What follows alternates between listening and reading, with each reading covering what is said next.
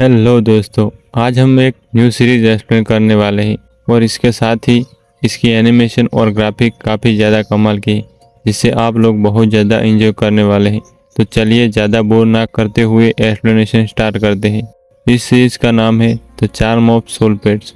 Episode की starting में हमें एक ड्रैगन को दिखाया जाता है जो कि एक एग लेकर वहां से भाग रहा था और हेवंस के मास्टर अपने अपने स्पिरिचुअल बीस्ट के साथ उसका पीछा कर रहे थे ताकि वो उसे प्रिजन कर सके।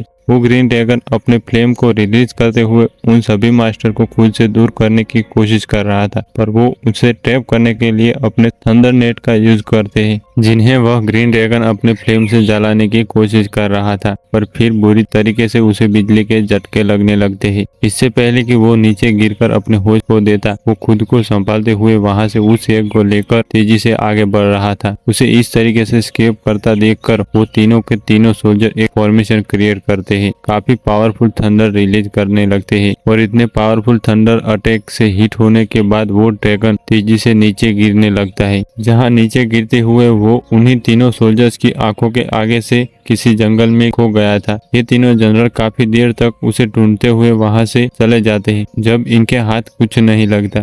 इसके बाद हमें गैंगल सिटी में चू फैमिली का सीन दिखाया जाता है, जहां यंग फैमिली के काफी सारे सोल्जर मिलकर चू फैमिली का नामो निशान मिटा देते हैं। अपने लोगों को अपनी आंखों के सामने इस तरीके से मरता देखकर चूमो, जो कि चू फैमिली का यंग मास्टर है और इस सीरीज का हीरो, वहां से बचकर अपनी जान बचा रहा था। चूमो अपने दो गार्ड्स के साथ भागते भागते जंगल में पहुंच जाता है, जहां उन्हें काफी सारे खतरनाक बीस्ट फॉलो कर रहे थे। इन बीस्ट की स्पीड इतनी ज्यादा थी कि ये वुल्फ चारों तरफ से उन दोनों को घेर चुके थे। तभी यहाँ एक एक करके उन बीस्ट के ओनर यानी यंग फैमिली के एल्डर्स आ जाते हैं, जो कि ये कह रहे थे कि चूमो को यहाँ मारने के बाद वो सारी की सारी चूमो फैमिली का खात्मा कर देंगे, क्योंकि अब बस वही बचा है। अपनी फैमिली के बारे में यह बात सुनने के बाद उसे काफी ज्यादा गुस्सा आने लगता है, पर तभी यहाँ यंग फैमिली के सोल्जर की बॉडी में व्हाइट आई डीमन का कंट्रोल हो गया था।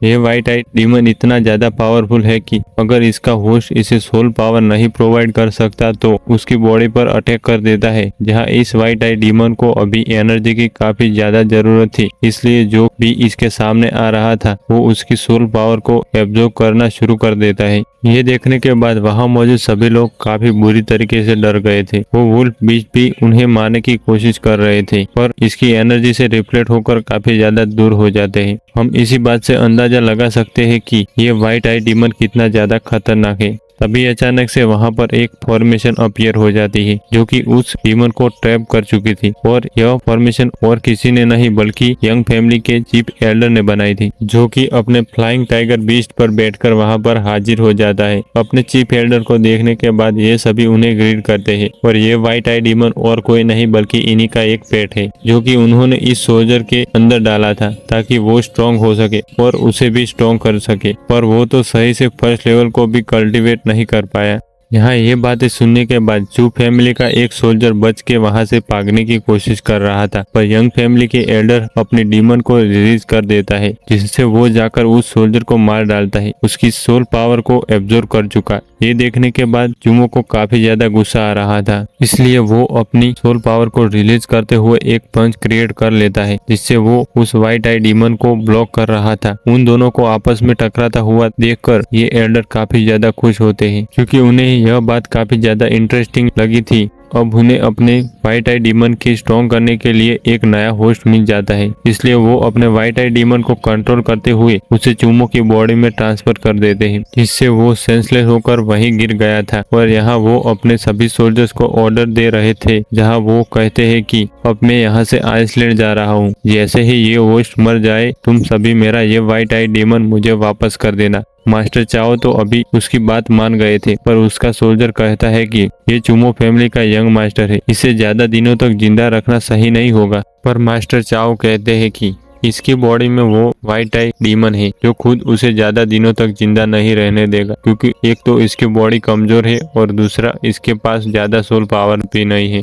हमें इस जगह की थोड़ी सी बैक स्टोरी पता लगती है कि ओशन के आसपास मौजूद इन सारे आइसलैंड को नाइटमेयर आइसलैंड के नाम से जाना जाता है। इनका नाम ऐसे इसलिए पड़ा है क्योंकि यहाँ पर यंग फैमिली की तरह ही काफी और फैमिलीज है, जो कमजोर लोगों को किडनैप करके इन आइसलैंड में लेकर आते हैं टेस्ट सब्जेक्ट की तरह। जहाँ पहले तो वो अपने बीस्ट को स्ट्रॉन्ग करने के लिए उन्हें उनका खाना बना देते हैं और फिर उन्हें काफी सारे सर्वाइवल प्रोसेस से गुजार कर उन्हें उनका एक पावरफुल बीस्ट ढूंढने को कहते हैं। और जो भी बंदा इस सर्वाइवल टेस्ट को पास करते हुए खतरनाक बीस्ट को ट्रेन कर लेता है उन्हें ये अपने ग्रुप में शामिल कर लेते हैं। और इन्हीं में से एक ग्रुप के हाथ में लग जाता है हमारा चूमो, जिसे बाकी सारे सब्जेक्ट के साथ मिलकर ये सर्वाइवल ट्रेनिंग कंप्लीट करनी थी, जो कि अब कई महीनों तक चलने वाला था। मास्टर चाओ उन खूनी खेलों का एक इंचार्ज था, जो कि सभी लोगों को एक जगह के अंदर करके वहां उनके आसपास काफी खतरनाक बीज छोड़ देते हैं। यह वुल्फ बीज इतने ज्यादा खतरनाक थे कि एक ही बार में इंसान का सर धड़ से अलग कर दे रहे थे। वो सभी लोग अपनी जान बचाने के लिए इधर उधर भागना शुरू कर देते हैं और यही देखने के बाद मास्टर चाओ को काफी ज्यादा खुशी मिल रही थी।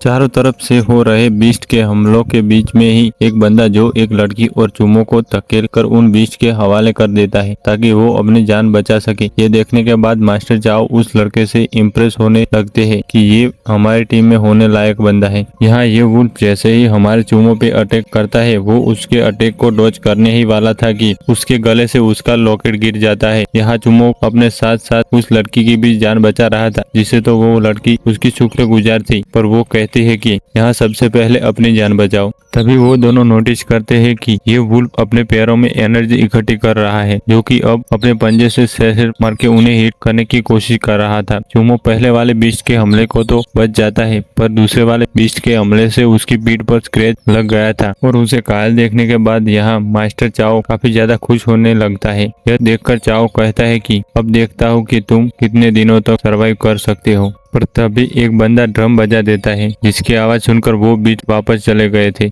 और यहाँ मास्टर चाओ उस बंदे पे काफी ज्यादा गुस्सा करते हैं, पर रूल के अकॉर्डिंग आधे मेंबर्स के मरते ही ये खेल रुक जाना चाहिए, तो उसने तो रूल फॉलो किया था। इससे मास्टर चाओ को गुस्सा तो काफी ज्यादा आता है, पर वो सभी होस्ट को बताते हैं कि सर्वाइव करने की वजह से अब उन्हें आइसलैंड में फ्रीली घूमने की इजाजत है। पर इसी बीच उन्हें जल्द से जल्द एक सोल बीस्ट ढूंढकर उन्हें ट्रेन करना होगा, ताकि 9 महीने बाद जो इनके बीच ड्यूल बैटल होने वाली है उसमें वो सर्वाइव कर सके, क्योंकि सर्वाइव करने का सिर्फ एक ही जरिया है और वो है सामने वाले को मारना। इसके बाद वो यह सोचकर खुश होते हुए चले जाता है कि चूमो, देखता हूँ कि तुम कितने दिनों तक जिंदा रह सकते हो। इसके बाद जब चूमो अपने पेंडेंट उठाने जाता है तो वही बुली पर्सन उसके हाथ को दबाकर कह रहा था कि तुम चू फैमिली के एक यंग मास्टर हो ना, जो कि काफी ज्यादा एरोगेंट होता था। देखो आज तुम्हारी हालत भी हमारे जैसी है। यह बोलने के बाद वो वहां से चला जाता है। रात में चूमो जब अपना जख्मों पर मरहम लगाने की कोशिश कर रहा था तो वो लड़की आकर उसकी हेल्प करते हुए थैंक यू बोल रही थी, पर चूमो कहता है कि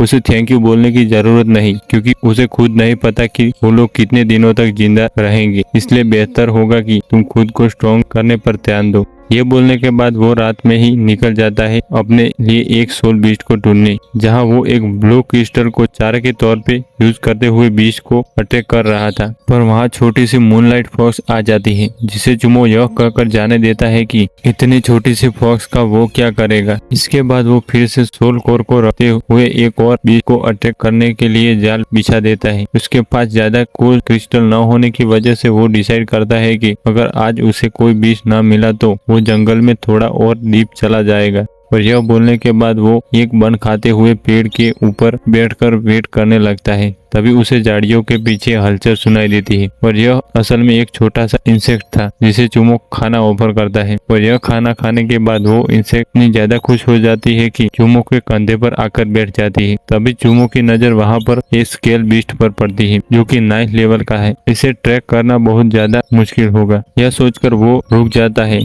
थोड़ी देर वेट करने के बाद उसकी नजर फिर से एक ब्लू फॉक्स पर पड़ती है, जिसके माथे पर वही सेम सिंबल बना हुआ था। चूमो उस फॉक्स को क्रिस्टल लेने से रोक रहा था, पर वो लेकर भाग गई थी। इसके बाद वो फिर से ट्रैप सेट करके बैठ जाता है। आराम से काफी देर के बाद एक और मूनलाइट फॉक्स आ जाती है, पर ये एक ग्रे कलर की फॉक्स थी। इसे देखने के बाद वो सोच रहा था कि इस जंगल में कुछ ज्यादा ही मूनलाइट फॉक्स आ गई है। शायद इसकी जो मदर है वो अपने छोटे फॉक्स को भेजकर इसका फायदा उठा रही है। इस बात का एहसास होते ही वो अपने ट्रैप को एक्टिवेट कर देता है, ताकि वो उसे पकड़कर उसकी मां तक पहुंच सके। पर जैसे ही वो अपने ट्रैप को ऑन करता है, ये छोटी सी मूनलाइट फॉक्स वहां से बच के निकलने वाली थी। ये देखने के बाद वो सोचने लगता है कि उसने एक 3rd लेवल की बीस्ट के लिए ये ट्रैप बनाया था, लेकिन एक 1st लेवल की ही बीस्ट यहाँ से बच के भाग रही है। पर इससे पहले कि वो ग्रे कलर की मूनलाइट फॉक्स वहाँ से जा पाती, चूमो के कंधे पर बैठा हुआ वो सिल्क वर्म अपने सिल्क को रिलीज करके उसके पैरों को बांध देता है। ये देखने के बाद चूमो उस सिल्क वर्म से काफी ज्यादा इम्प्रेस हो गया था। इसके बाद तो चूमो जैसे ही उस फॉक्स को पकड़ने जाता है,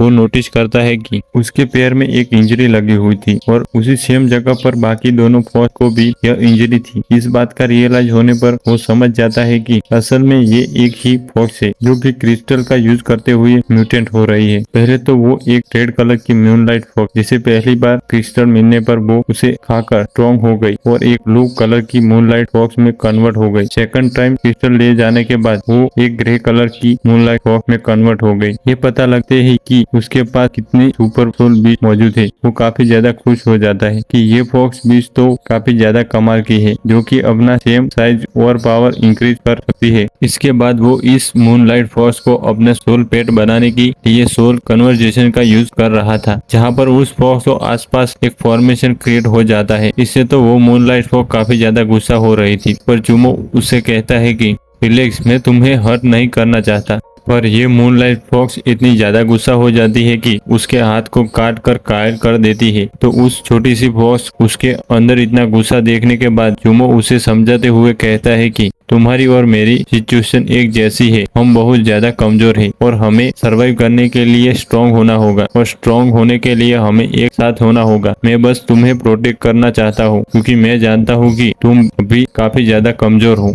तभी ये मूनलाइट फॉक्स चूमो की बातों को समझ गई थी, तो वो कॉर्पोरेट करने को रेडी हो जाती है। वो उससे पैरों के पहले तो ट्रैप को हटाता है और फिर वो उसकी परमिशन लेते हुए सोल कन्वर्जेशन का यूज करते हुए फाइनली उसे अपनी सोल पेट बना चुका था। सोल पेट बनने के बाद तो वो मूनलाइट फॉक्स भी काफी ज्यादा खुश हो रही थी। तो यहाँ सबसे पहले तो चूमो उसे एक नाम देता है जो था मोया। समय बीतता जाता है और मोया पहले से ज्यादा पावरफुल बन गई थी और अब वो 6 लेवल पर पहुंच जाती है, जो कि चांद की रोशनी में अपने शेप को इंक्रीज कर सकती थी। एक रात को चूमो और वो मूनलाइट फॉक्स रात को ट्रेजर हंट करने के लिए निकलते हैं, जहां उनकी नजर काफी अच्छे ट्रेजर पर पड़ जाती है। इससे पहले कि वो उसे जाकर हासिल कर पाता, वो मोटा बुली उसके सामने आ जाता है, जो कि अपने खतरनाक वुल्फ बीस्ट के साथ उन दोनों को धमकाने लगता है। चूमो तो उसे वहां से जाने को कहता है, ये कहते हुए कि उस दिन मैं तुम्हारी जान बख्श दूंगा जिस दिन हमारी फाइट होगी। ये सुनकर उस बुली को अच्छा नहीं लगता। वो कहता है कि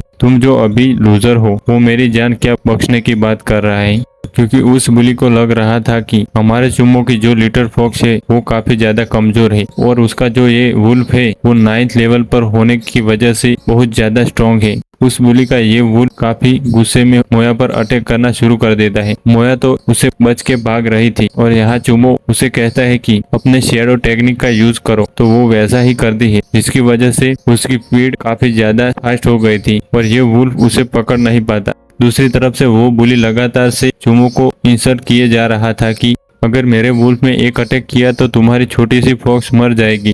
पर ये सारी बातें सुनने के बाद चूमो फॉक्स को कहता है कि एक जोरदार स्लैश लगाओ, तो वो अपने फर्स्ट मूव का यूज करते हुए एक जोरदार स्लैश लगा देती है, जिससे कि वो इंजर्ड हो गया था। ये देखकर वो बुली को यकीन नहीं होता कि एक 6 लेवल की फॉक्स जिसका 9th लेवल के वुल्फ को घायल कर दिया। पर वही चूमो यहाँ मोया से कहता है कि वो सीक्रेट टेक्निक का यूज करो जो मैंने तुम्हें सिखाया था। तो मोया तेजी से दौड़ते हुए उस वुल्फ की आंख पर एक पंजा मारकर उसे बैक किक करती है और ये किक काफी ज्यादा जोर का था। ये देखकर तो वो बुली हैरान रह गया कि एक मूनलाइट फॉक्स को बैक किक करना कौन सिखाता है। इसके बाद तो चूमो फॉक्स से कहता है कि इसे अपनी ट्रू स्ट्रेंथ दिखाओ। तो फॉक्स उसकी बातें सुनते हुए अपने सोल पावर को रिलीज करना शुरू कर देती है, जहां अब वो अपनी ओरिजिनल फॉर्म में आ गई थी और अपने सामने 9th लेवल के मूनलाइट फॉक्स को देखने के बाद तो वो बुली की शक्ल देखने लायक होती है। वो तो यह देखकर डर जाता है कि ये तो 9th लेवल की पीक पर है, इसका मतलब ये कभी भी 10th लेवल पर पहुंच सकती है। वो बुली तो अपने मन में सोचता है कि यह लड़का कितने अच्छे से अपने स्ट्रेंथ को छुपा सकता है। अगर इसे बैटल के दिन पता लगा होता तो फिर इसका खेल खत्म हो जाता, पर अभी उसे किसी भी तरीके से इसे मारना होगा। यह बोलकर वो अपने वुल्फ को ऑर्डर देता है कि इस बीस्ट को जान से मार डालो। तो चूमो ये बोलने पर फॉक्सी सीक्रेट अटैक करना शुरू करो। वो एक जगह से एस्केप होकर दूसरी जगह पर अटैक करने के लिए आ जाती है। फॉक्सी को इतनी तेजी से उस वुल्फ के साथ खेलता देखकर वो बुली कहता है कि ये हीलिंग वुल्फ बहुत ज्यादा खतरनाक है, जो कि खून का प्यासा है, तो इसके साथ मजाक करने की जरूरत नहीं है। यह बोलने के बाद वो वुल्फ को कहता है कि अपना किलिंग एनर्जी का यूज करो। और यह सुनने के बाद उसका वुल्फ किलिंग एनर्जी रिलीज करना शुरू कर देता है। इस ब्लड 30 स्टेज पर पहुंचने के बाद इस वुल्फ की स्पीड पहले से ज्यादा 2 गुना बढ़ जाती है। चूमो को पता लग गया था कि अब वो मुसीबत में पड़ने वाला है, इसलिए वो फॉक्सी को उसे वुल्फ के अटैक से बचने के लिए मून शैडो को यूज करने के लिए कह रहा था, जहां वो शैडो टेक्निक का यूज करते हुए उसके अटैक को डॉज कर चुकी थी। अब तो वो वुल्फ अपने मालिक के ऑर्डर पर उसका पीछा करने लगता है, वो भी काफी तेजी से। अब उससे पहले कि वो वुल्फ कोई भी खतरनाक अटैक कर पाता, चूमो के कहने पर फॉक्सी पेड़ के ऊपर चढ़ गई थी। और यह देखने के बाद वो बुली कहता है कि बचा लो, उसे कितनी देर तक बचा सकते हो। फॉक्स उस बुली की बातों से गुस्सा होते हुए उस वुल्फ पर जैसे ही अटैक करने के लिए आगे बढ़ती है, वो हीलिंग वुल्फ उसे अटैक करते हुए काफी दूर फेंक देता है। फॉक्स की ऐसी हालत देखने के बाद यहाँ चूमो अपना वेपन निकालकर उस वुल्फ को रोकने की कोशिश कर रहा था, पर जहाँ उसका हाथ उस वुल्फ के जबड़े में फंसा लिया था, बुली तो खुश होने लगता है कि अब उसका यह हीलिंग वुल्फ चूमो को मार डालेगा। पर तभी बादल हट जाते हैं और मून की सीधी रोशनी हमारी फॉक्सी पर पड़ने लगती है, जिससे उसकी 2 गुना पावर इंक्रीज हो जाती है, क्योंकि मून लाइट पड़ने पर मून लाइट फॉक्स अपनी एनर्जी को इंक्रीज कर सकती है। फॉक्सी अब तक अपना चोट को हील कर चुकी थी, तो यह देखने के बाद चूमो फॉक्स को अपने चार्म को यूज करने को कह रहा था, जिसका यूज करने की वजह से तो वो वुल्फ थोड़ी देर के लिए डिस्ट्रैक्ट हो जाता है। और अब चूमो फॉक्स को मूनलाइट ब्लेड का यूज करने को कहता है, जिसके लिए वो तेजी से दौड़ते हुए आगे आकर जोरदार स्लैशेस लगाती है। ये अटैक इतना ज्यादा पावरफुल था कि उस बुली का वुल्फ वहीं गिर जाता है और दोनों की सोल कनेक्ट होने की वजह से ये पेन उस बुली को भी फील हो रहा था। तभी अचानक से उस बुली की बॉडी में से ग्रीन डीमन बाहर आ जाता है। यह व्हाइट आई डीमन की ही एक तरीके से की प्रजाति होती है, पर उससे कमजोर। अब उस बुली की सोल पपेट के मरने के बाद उसकी सोल काफी ज्यादा वीक पड़ गई थी, जिसकी वजह से ये डीमन उसे मार डालता है। इसकी ऐसी हालत देखने के बाद यहाँ चूमो सोच रहा था कि उसे भी जल्द से जल्द स्ट्रॉन्ग होना होगा, वरना एक दिन उसकी भी हालत ऐसी ही हो जाएगी। तभी चूमो नोटिस करता है कि उस मरे हुए वुल्फ के अंदर से उसे एक येलो कलर सोल क्रिस्टल मिला है। अब ये भी इस 9th लेवल पे था, इसलिए इसका सोल क्रिस्टल भी काफी ज्यादा पावरफुल था। ये क्रिस्टल मिलने के बाद तो वो फॉक्स के साथ वहां से वापस जाने लगता है कि तभी उसकी बॉडी में वो व्हाइट आई डीमन कंट्रोल करने वाला था, जिसकी वजह से चूमो को एक्सट्रीम पेन फील होने लगता है और उसका सोल रिलीज होने की वजह से फॉक्स अपने छोटे फॉर्म में आ जाती है और चूमो काफी बुरी तरीके से तड़पने लगता है। और इसी के साथ हमारा ये एपिसोड खत्म हो जाता है। इसका नेक्स्ट एपिसोड थोड़ी देर में इसी चैनल पे मैं अपलोड करने वाला हूँ, तो देखना जरूर। मिलते हैं नेक्स्ट वीडियो में।